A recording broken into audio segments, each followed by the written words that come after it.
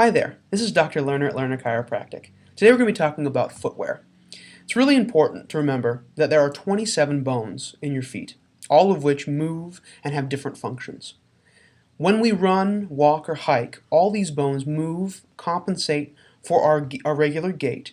They also detect small changes on surfaces and correct for that so that we don't injure ourselves.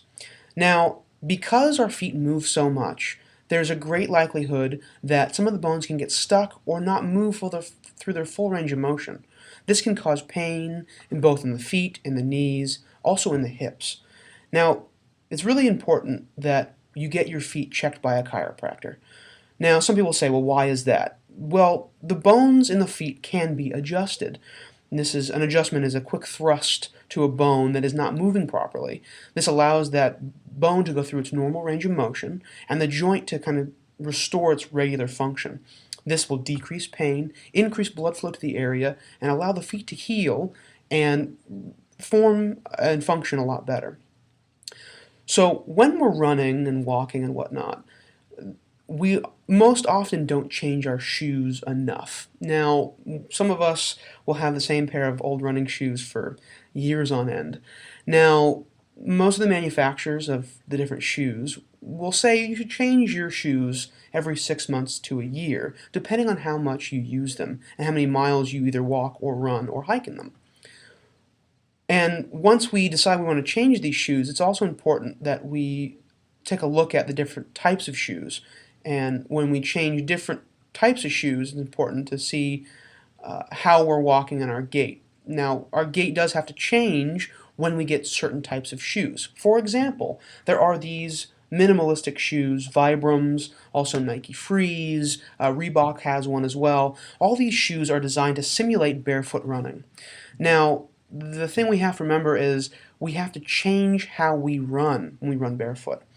Now, there's been a lot of research that says that running barefoot is actually better for the feet or has more of an effect on the intrinsic muscles of the feet. And these intrinsic muscles are small muscles in the foot that help with stabilization and help keep your arches as you run and as you walk.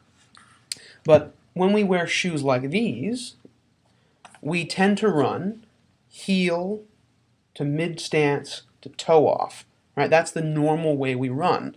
When we switch to a barefoot shoe, we have to change how we run. It becomes more of a toes hit first or midfoot hits first, and then flattening out and then toe off again. Now this allows our calves to go through something called the stretch shortening cycle. These allow the muscles in the lower leg to both load and unload like a spring.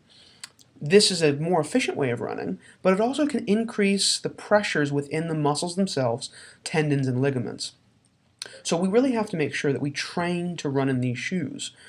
So one of the biggest things with these Vibrams or any barefoot type shoe is that you have to begin walking in them. You can't start running in them because you can get stress fractures in the feet, you can hurt your Achilles tendon, you can also strain your calf and your shins and whatnot. So it's really important to start by walking. I normally say walk a few blocks in these new shoes, get kind of used to them, walk around the house in them. Once you feel comfortable doing that, increase that from, say, walking around the block to walking every a couple blocks. And once you feel confident enough in these shoes, say after a couple of weeks of walking, you can begin to run. Now again, when you change your gait from that heel to toe running, to a toe to heel running, you really need to take that slowly.